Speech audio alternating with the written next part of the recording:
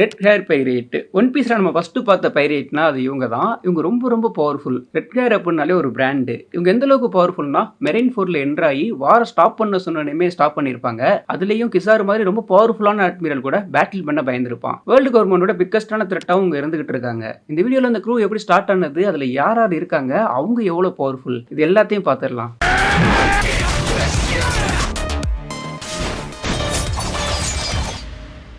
Video start பண்ணுறதுக்கு முன்னாடி இந்த க்ரூவை பார்க்குறப்போ எனக்கு ஒரு கவுபாய் ஃபீல் வருது. உங்களுக்கு என்ன வருது அப்படிங்கிறத கமெண்ட் பண்ணிடுங்க. ரோஜரோட டெத்துக்கு அப்புறமா சாங்ஸ் அவருக்கான பைரேட் க்ரூவை வந்து பில்ட் பண்ண நினைக்கிறாரு. ஃபர்ஸ்ட் வந்து அவர் அப்ரோச் பண்ணது பக்கியை தான். பட் அவன் வந்து வேண்டான்னு சொல்லிடுவான். அதுவும் ஒரு விதத்தில் நல்லதாக தான் இருக்கு. ஏன்னா இப்போ பக்கி ஒன் ஆஃப் த யான்கோவா இருக்கான் இல்லையா. சாங்ஸ் அவரோட டீமை பில்ட் பண்ணுறதுக்காக வேர்ல்டு ஃபுல்லாகவே சுற்றி ஒரு டீமை வந்து ஃபார்ம் பண்ணியிருக்காரு. இதோட கேப்டன் வந்து சாங்ஸ் ரொம்ப ரொம்ப பவர்ஃபுல். இவர் வந்து டபுள் ஃபுட் யூஸர் கூட கிடையாது.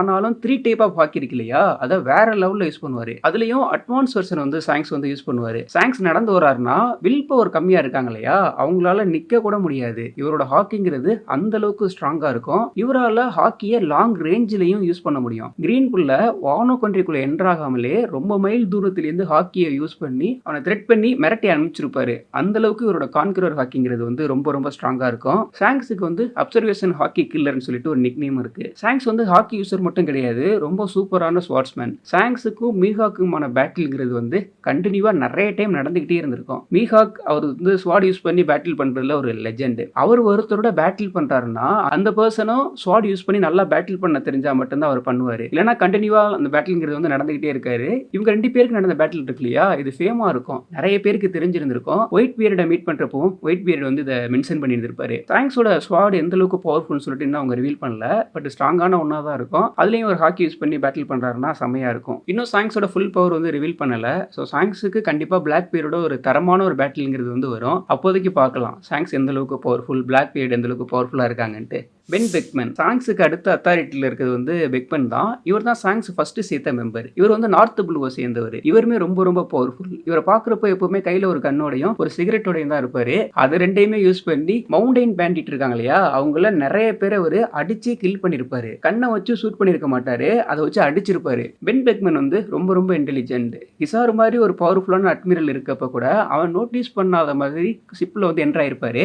இவரை பார்த்து தான் கிசார் வந்து பயந்துருப்பான். இவர் கன் பாயிண்ட்ல ஸ்டாப் பண்ணதுக்கு அப்புறமா கிசாரு பேட்டில் பண்றதுக்கு யோசிச்சிருந்திருப்பான். ஏன்னா இப்போ வந்து இவர் வந்து ஆர்மமெண்ட் ஹாக்கி வந்து யூஸ் பண்ணுவாரு. அந்த ஆர்மமெண்ட் ஹாக்கியை இவரோட கன்னோட புல்லட்ல கவர் பண்ணி கூட இவரால் வந்து ஷூட் பண்ண முடியும். கிசார் வந்து லோஜியா டைப் டெவல் ஃப்ரூட் யூசர் தானே. ஸோ அவனால நார்மல் அட்டாக் தான் அவன் மேல வந்து ஒர்க் ஆகுது. பட் ஆர்மமெண்ட் ஹாக்கி கவர் பண்ணி அட்டாக் பண்ணா அவன் மேல வந்து கண்டிப்பா ஒர்க் ஆகும். இதனால தான் கிசார் வந்து பயந்துருப்பான்னு சொல்லிட்டு நான் நினைக்கிறேன். கிசார் வந்து ரொம்ப ஸ்பீடு தான், பட் இவரோட கன் யூஸ் பண்ணி அதோட ஸ்பீடா அட்டாக் பண்ண முடியும்னு சொல்லிட்டு நினைக்கிறேன். இல்லைனா கிசார் வந்து யோசிச்சிருக்க மாட்டான். பென் பெக்மன் அப்சர்வேஷன் ஹாக்கிங் யூஸ் பண்ணுவாரு. பட் இவரோட ஃபுல் பவர் எங்கேயுமே காட்டல, நமக்கு ரொம்ப கம்மியாக தான் காட்டியிருக்காங்க. லக்கி ராக்ஸ் இவர் தான் ரெட் ஹேர் பைரட்டோட குக்கு. இவரோட லுக்கை பார்க்குறப்பவே கரெக்டாக ஒரு பலூன் மாதிரி தான் இருக்கும். செம்ம கூலாக இருப்பாரு, கிளாஸ் போட்டிருப்பாரு, கையில் எப்பவுமே ஒரு சிக்கனோட ஒரு பிஸ்டலோட தான் சுற்றிட்டு இருப்பாரு. இவர் பார்க்கறதுக்கு தான் பெருசாக இருப்பாரு, ஆனாலும் ரொம்ப ஸ்பீடு. இவரோட யூனிக்னஸ் என்னன்னா அவரால் அப்படியே பால் மாதிரி ஆக முடியும். அந்த எபிலிட்டியை யூஸ் பண்ணி வந்து ஒரு அட்டாக் பண்ணுவார். இவர் எந்த அளவுக்கு ஸ்பீட்னா கமுகமு நோமியோட டபுள் ஃப்ரூட்டை வந்து திருடி இருப்பாங்க இல்லையா கவர்மெண்ட்டே இருந்து, அதை எடுத்துட்டு வந்ததே லக்கி ராக்ஸ் தான். ஸோ இவர் பார்க்கறதுக்கு கூலாக இருந்தாலும் அவரோட வேலையில் வந்து கரெக்டாக இருப்பார். ரொம்ப பவர்ஃபுல், ரொம்ப ஸ்பீடாகவும் ஒரு ஆள் கன் யூஸ் பண்ணி ஷூட் பண்ண முடியும். இவர் வந்து ஆர்மமெண்ட் ஹாக்கியும் யூஸ் பண்ணுவார்.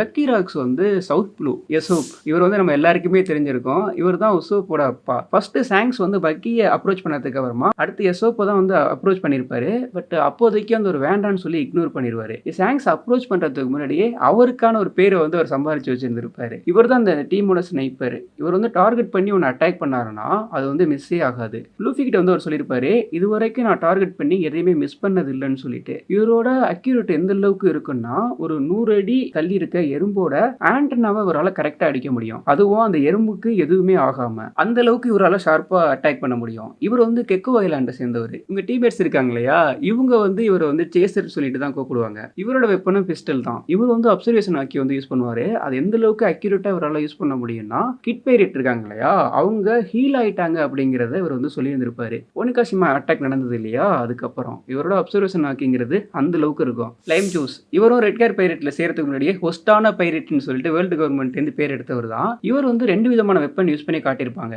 ஒன்று வந்து ஆக்ஸ் யூஸ் பண்ற மாதிரி ஸ்டார்டிங்ல வந்து காட்டியிருக்காங்க. இப்போதைக்கு ஒரு ஸ்டாப் வந்து யூஸ் பண்றாரு. அந்த ஸ்டாப் வந்து எலக்ட்ரிசிட்டி இருக்கு இல்லையா, அதை யூஸ் பண்ணி அட்டாக் பண்ற மாதிரியான ஒரு ஸ்டாப். இவரோட பவுண்டிங்கிறதும் ஹையா தான் இருக்கும். Punk punch. இவனோட அப்பியரன்ஸ்ங்கிறது வந்து எனக்கு பிடிச்சிருந்தது. ஃபர்ஸ்ட் இவனை இன்ட்ரோ பண்றப்போ எப்படி வந்து காட்டியிருப்பாங்கன்னா, ஒரு மங்கியோட இருக்க மாரி தான் காட்டியிருப்பாங்க. ஸோ அதோட பேரு மான்ஸ்டர். அதுவுமே ரெட் கேர் பைரேட்ல ஒரு மெம்பர் தான். ஸோ இவன் கூட இருக்கப்போ வந்து எனக்கு வந்து அது வேற மாதிரியான ஒரு ஃபீல் குடுத்தது. இவரோட எபிலிட்டிங்கிறது அந்த நேம்லயே இருக்கு பஞ்ச்.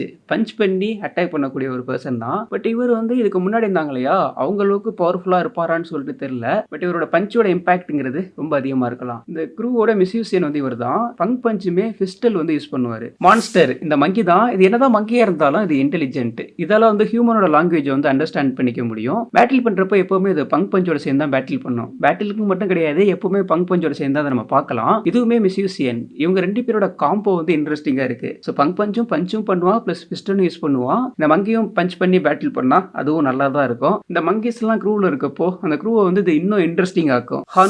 ஹான்கோ தான் அந்த க்ரூவோட டாக்டர். இவனுக்கு வந்து மெடிக்கல் வந்து நல்ல நாலேஜ் இருக்கும். ஸோ இவன் பேட்டில் பண்ணுறப்போ என்ன பண்ணுவான்னா, இந்த நாலேஜ் இருக்கு இல்லையா, இதை யூஸ் பண்ணி அவனால் வந்து எனிமியை வந்து டிஃபீட் பண்ண முடியும். நிறைய அட்டாக் வந்து இவனால் பாய்சனாகவும் யூஸ் பண்ண முடியும்னு சொல்லிட்டு சொல்கிறாங்க. பட் இவனோட ஃபுல் கெப்பாசிட்டி என்னன்னு சொல்லிட்டு தெரியல. இவனோட நாலேஜுங்கிறது வந்து மெடிக்கல் ப்ளஸ் அதை யூஸ் பண்ணி இவனால் பேட்டில் பண்ண முடியும். இவனோட பவுண்டிங்கிறதும் ஆவரேஜ் பவுண்டி இருக்கு இல்லையா, அதை விட ஹையாக தான் உனக்கு பவுண்டி வந்து செட் பண்ணியிருப்பாங்க. கேப் வந்து கொஞ்சம் இன்ட்ரெஸ்டிங்கான ஒரு கேரக்டர். இந்த க்ரூலேயே ரொம்ப ஜைஜாயிண்டிக்காக இருக்குதுன்னா அது கேப் தான். பார்க்க தான் ஆள் அப்படியே, ஆனால் ரொம்ப சாஃப்ட். ஒரு பூச்சியை பார்த்தா கூட பயந்துருவாராம்.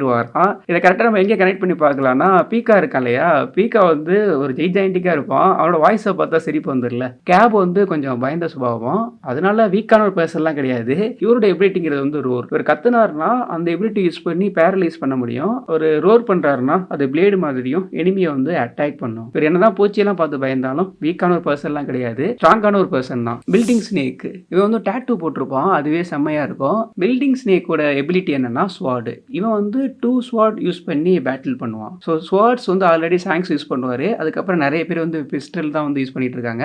இவன் பேட்டில் பண்ணுற ஸ்டைல் வந்து 2 ஸ்வாட் ஸ்டைல். 2 ஸ்வாட் வந்து இவனால ஸ்கில்ஃபுல்லாக யூஸ் பண்ண முடியும். ராக் ஸ்டாரோட பவுண்டிங்கிறது ஆவரேஜோட கொஞ்சம் ஹையாக இருக்கும். பட் இவருக்கு வந்து அந்த டீமில் வந்து அத்தாரிட்டி அப்படிங்கிறது வந்து கிடையாது. ராக் ஸ்டார் பவர்ஃபுல்லாக இல்லையாங்கிறத வந்து நான் ஒன்று மென்ஷன் பண்ணுறேன், அதுலேருந்து நீங்களே பாருங்க. ஒயிட் பீரியடை மீட் பண்ணுறதுக்கு சாங்ஸ் போயிருப்பார் இல்லையா, ஆக்சுவலாக சாங்ஸோட பிளான் என்னவா இருந்திருக்குன்னா, ஃபர்ஸ்ட் வந்து ராக் ஸ்டார் தான் இங்கே சென்ட் பண்ணுறதா இருந்திருப்பாரு. ஸோ அந்த மெசேஜ் வந்து டெலிவர் பண்ணுறதுக்காக. அதுக்கப்புறம் தான் சாங்ஸ் வந்து அவரே போயிருந்திருப்பாரு. ஸோ ஒயிட் பீரியடோட மெசேஜ் டெலிவர் பண்ணுறதுக்கு இவன் சென்ட் பண்ணுறாருன்னா இவனு பவர்ஃபுல்லான ஒரு பர்சனாக தான் இருக்கணும். ராக் ஸ்டாரோட பேட்டில் எபிலிட்டியும் ஸ்வாட் தான். ஸோ இவனோட டெக்னிக் வந்து ஸ்பிளிட் ஸ்வாட். குட்டா ஹிஸ்ட்ரி ரிப்பீட்டட்னு சொல்லுவாங்க இல்லையா, அது மாதிரி தான். சாங்ஸ் வந்து ரோஜர் எங்கேருந்து எடுத்திருப்பாருன்னா ட்ரெஷர் பாக்ஸ்லேருந்து தானே எடுத்திருப்பாரு. அதே மாதிரி சாங்ஸ் ட்ரெஷர் பாக்ஸ்லேருந்து எடுத்த பர்சன் தான் உட்டா வந்து ரொம்ப ஸ்ட்ராங்கான ஒரு பர்சன்லாம் கிடையாது. உட்டாவால் வந்து சூப்பராக வந்து பாட முடியும். அதே மாதிரி சாங் வந்து ரைட் பண்ணுவா, சூப்பரா டான்ஸும் பண்ணுவா. இவரோட பிசிக்கல் எபிலிட்டி எல்லாம் வீக். ஸோ இவரோட நாலேஜ் ஃபுல்லாவே அந்த மியூசிக்ல தான் இருக்கும். ரெட் கேர் பைரேட் அப்படின்னாலே அவங்க தனி ஒரு பிராண்டா இருக்காங்க. ஸோ அவங்களோட ஃபுல் பவர்ஸ் வந்து இன்னும் எங்கேயுமே காட்டல. ஐ திங்க் நம்ம எல்லாருமே அதுக்கு தான் வெயிட் பண்ணிட்டு இருக்கோம். பிளாக் பியருக்கு அகேன்ஸ்டா பேட்டில் பண்றப்ப தான் அந்த டீம்மேட்ஸோட எல்லாரோட பவருமே வந்து நம்ம பார்க்க முடியும்னு சொல்லிட்டு நினைக்கிறேன். ஸோ அப்போதைக்கு இன்னும் நிறைய பவரோட டீடைல்ஸ் வந்து தெரிய வரும். நீங்க ரெட் கேர் பைரேட்டை பத்தி என்ன நினைக்கிறீங்க, அதுல உங்களோட ஃபேவரட் கேரக்டர் யாரு சாங்ஸ் இல்லாம அப்படிங்கிறத கமெண்ட் செக்ஷன்ல கமெண்ட் பண்ணிட்டு அப்படியே நம்ம சேனலையும் சப்ஸ்கிரைப் பண்ணிடுங்க.